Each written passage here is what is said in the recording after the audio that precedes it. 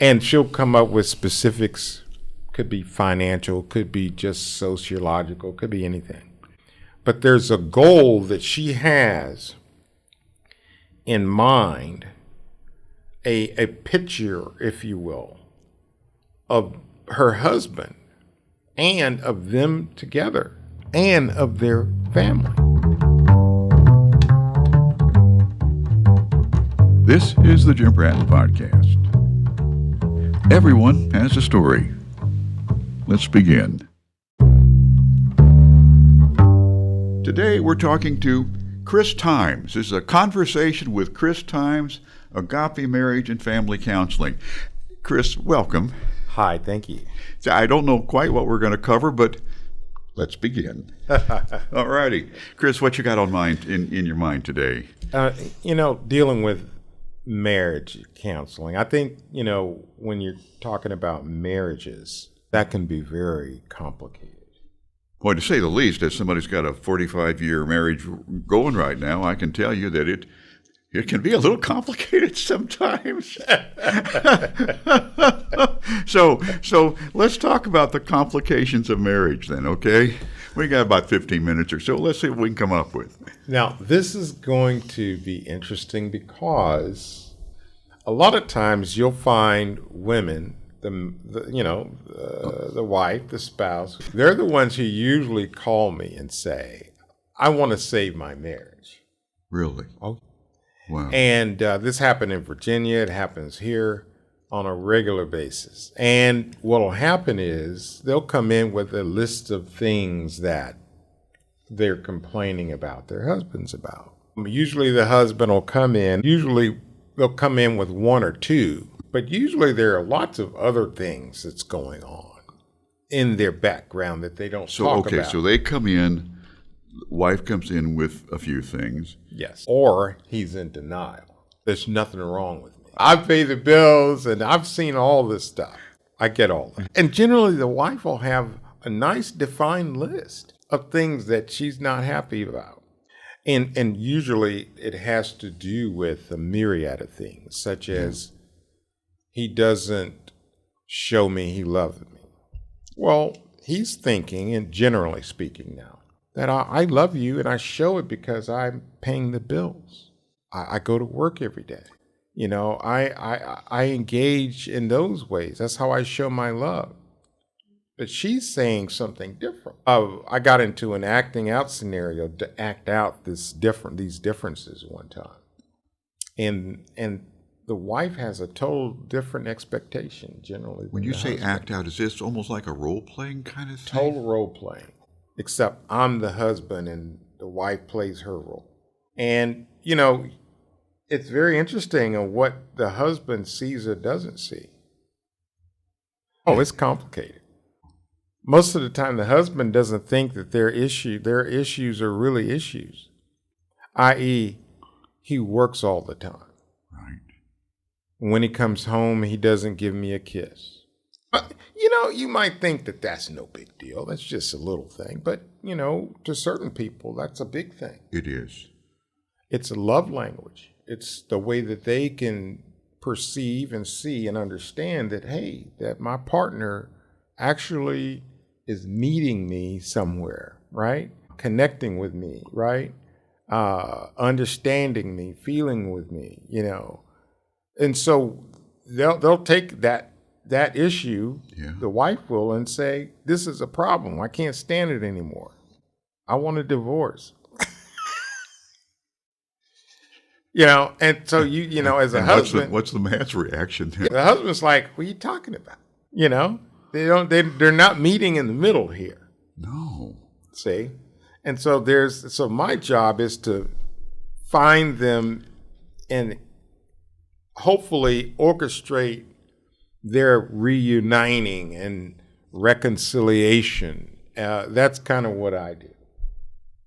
How do you do that? It's case by case. Is that why you look so worn out sometimes? After Yes. you spend an hour on the phone or something, or an hour in session, or 2 hours, whatever it is? Or 4 hours. There are times I've left the office after midnight. All right. It's communication is the main issue with most marriages. This breakdown. She'll say, he's not communicating with me. Right? He thinks he's communicating. But she'll insist that he's not. And so I'll ask, hey, well, give me an example of what that looks like, ma'am. And then she'll say, whenever I try to direct him to do something, he does something different. And she'll come up with specifics. Could be financial, could be just sociological, could be anything. But there's a goal that she has in mind, a picture, if you will, of her husband and of them together and of their family. And she's trying to mold her husband to that picture in her mind. Does the husband even know what the picture is? No, sir. That's the rub. What's point B? She's not articulating what that picture is. Wow. So I facilitate that for her. Because in her mind, he should just do what I say. Or he should understand what that picture is. He should understand. He should know. Well, not necessarily. Because she doesn't understand how men think. Right. And men definitely don't understand how women think. And herein is the problem. How do you bridge that? I usually use the whiteboard and I write out a lot of stuff. And show them where the gaps are in communication. And a lot of times this works. Not every time. I can't work magic, but a lot of times it works. Because people don't understand that they're missing each other with regard to communication and communication styles.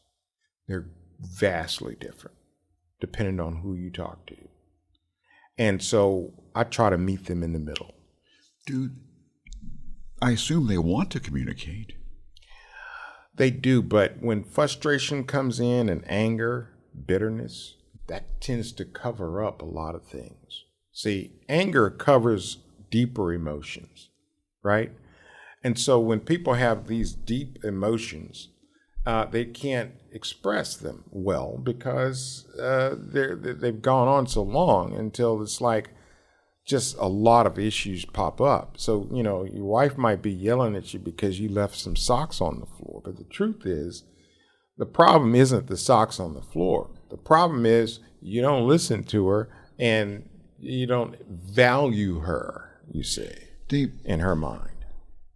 Is anger just an easy reaction? It's an initial reaction. Okay. It's a go-to. It's easy to get to, anger, for men and women. And, you know, when you're dealing with that go-to response, because it's easy to do, you can get caught up in that, in anger and just being upset. And after a while, you really don't know why you're upset, which is a part of my job is to deconflate all that. It's a big ball of twine that you're working with absolutely. Here, isn't it? Where do you start? I usually pick one person. The husband or the wife. There's no rhyme or reason. Do you intuitively know when you start a session which one you're going to be able to communicate with on some level? Usually. Because there's one person or both will have a complaint. Somebody will call me and say, I need a session because I'm trying to blah, blah, blah, save my marriage, usually what it is. So that person usually is the one I talk to at first. Right. Or I could talk to the silent person, right? The husband or the wife, whoever's just sitting there quietly and not complaining. But what I'll do is I'll diagram, again, on the whiteboard, some things that are in their past that might be contributing to their current situation. Do people even recognize what's in their past, and how do you touch upon that without deep psychotherapy, man? How do you get people to acknowledge what went on? A lot of times they're resistant to it. I'm sure. I have somebody who told me, "Oh, there's nothing wrong with my past," because people kind of hip to psychoanalysis these days. They watch a lot of TV, and they got the buzzwords and everything. There's nothing wrong with my background. I had no childhood trauma. Oh, okay, let's talk about that. Oh, yeah. Let's see. I come from a perfect family. Yeah, there are no perfect families, by the way. Recognize of course, that. none. And so once I go fishing, things usually come up that they don't realize that are there. And then I start, looking at that and showing them, diagramming on the board and showing them exactly how that's influencing their current communication style. Right. And then usually they sit there stunned. I'm sure they do. Because they don't understand how Uncle Joe or Aunt Sally affected their relationship with their husband of 40 years. Maybe a lot more than they realized. Yes. Maybe a lot more drastic than they realized. Oh, absolutely. Absolutely. Do you overreact? Do you underreact?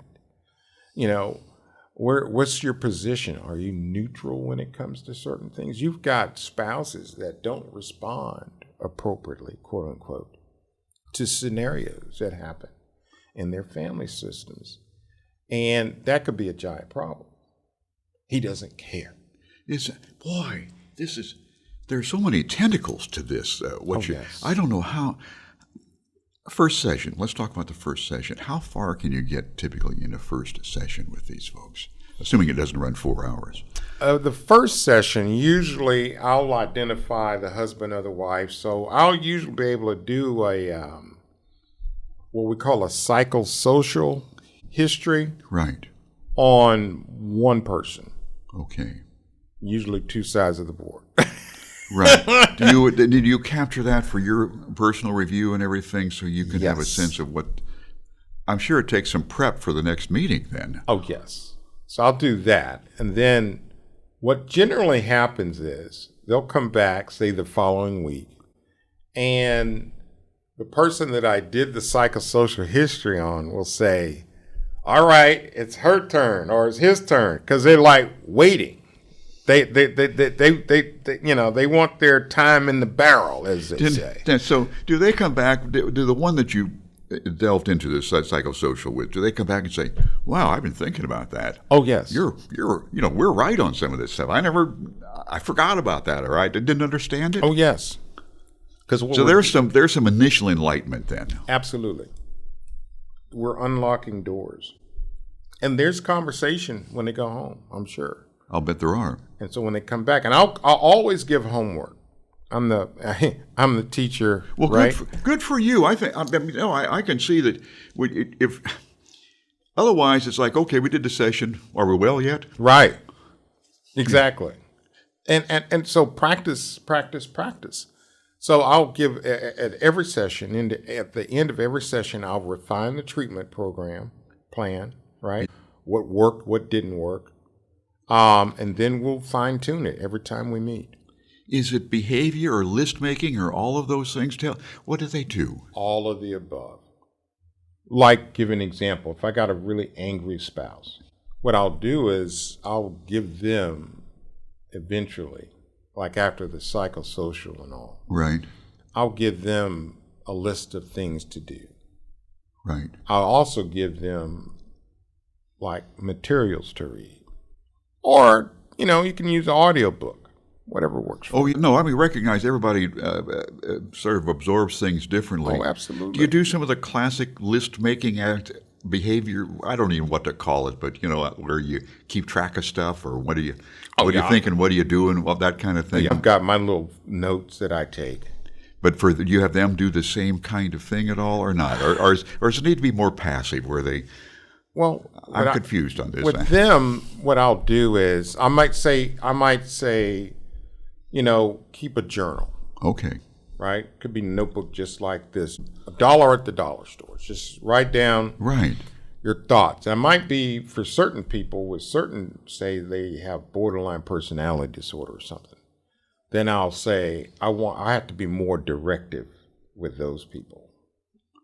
So I'll have to say, I want you to write about Sally. I want you to write about every time that you want to, make a cut on your left wrist. Okay. And then write about your feelings about that. So I want you not to cut, right? Because they're cutting. Oh, wow. And so I want you not to cut. And every time you don't cut, I want you to write down, what are you feeling? What's running through your head? They may not be aware of it. But they'll cut to keep from thinking. So I want them to think and process, but I don't want them to cut, see? So I'll say, write down, I'll give them substitute something to do. Squeeze maybe a ball or something. What a scary responsibility. Oh, 100%. Squeeze this ball and write down what you're feeling. That's your homework. Wow. And you just have to hope that they do. Well, most people who are in tune and engaged Right. want to get better. That's my premise. Not all, but most. You're right. And so because of that, they'll be really willing to make changes in their life so that they can get better. Once you come through the identification process a little, Most people want to, unless you're super psychotic. what happens when one is psychotic or some other defined mental illness that it's just not going to get through? Well, what I'll have to do then is identify the problem. So say they might have schizophrenia or something. Could be they're diabetic or they're just not in their right mind right now. What we'll do is address the medical stuff. So I'll say, I'm not a medical doctor, but I'll say, do you have a primary care physician? I get that information off the top. So what they'll say is, I do or no, I don't. Mm-hmm. Then I'll direct them, hey, you need to go get this checked out. Have these labs run, things of that nature, and then get back with me in a few days or next week. And then what they'll do is they'll go and do just that. And sure enough, they'll find out, I have postpartum depression, which I probably would have suspected anyway, which is why I sent them to the doctor. And then doctor will work in a collaborative way with me through the patient to formulate a treatment plan so that the client can get better. And that works really well. Are most physicians willing to cooperate with you? Absolutely. I usually never have a problem. Or I might say, you need to go find a psychiatrist and get with a psychiatrist or a nurse practitioner or medical doctor. Depends on the situation. Yeah. And usually they'll go do that, make an appointment, and then I'll, work with them on that because they might need medication. Most of my clients get better and they're grateful for it. And they seek more counseling or they find that they don't need counseling anymore. What is step one for somebody before they come to you for marriage counseling? Where does it begin, and what happens after the first, say, initial session? Let people know what to expect or how to get in touch. For the client who's having issues with their marriage, either it's communication, you find yourself fussing and fighting, just being disgruntled, or feeling like you're estranged from your spouse, feeling disconnected, as though you're not really communicating like you used to when you first got married. Yes. You don't have the warm, fuzzy feeling anymore, right? You feel like maybe your spouse is, spending a little bit too much time on the golf course or whatever the case may be. Understood. Then there's usually indicators there that something is wrong. right? I would say listen to your gut. Your gut feeling is usually 100% right. And your gut will tell you, oh, there's something really going on here. Right. Follow your gut feeling, I would say. And make an appointment with me. You can look up my website and you can Google me at Agape Marriage and Family and Counseling, LLC. I have a Google page and also a website. You can go to either one of those. And we'll have all that on your header information on the podcast here, too. Yes. So, and make an appointment with me. And my phone number, contact information, the triage sheet, all of that's in there on the website. Yeah. And then you can fill it out and it'll email me immediately. You can actually make an appointment directly through that. And or you could call me or text me at my phone number. Right. And you could make an appointment. And your office is here at Marmo? Yes. My office is here at Marmo, 2121 Market Street, That's great. Galveston, Texas. Wow. This has been enlightening. And every time you and I talk, I find myself knowing more than I did when I started, but with more and more questions because your work is so interesting. Oh, thank you. And I really appreciate you sharing your time and some of your techniques with us. And this has been the Jim Bratton Podcast. We're talking to Chris Times of Agape Marriage and Family Counseling, LLC. All of his contact information will be at the head of this podcast on the informational sheet. Chris, thank you again very, very much for joining us. Thank you. Thanks for listening to the Jim Bratton Podcast. Our theme is by Paulo Castillo, mastered by Chris Kritikos. Everyone has a story. Thanks for listening to ours. This is Jim Bratton, a Jim Bratton production.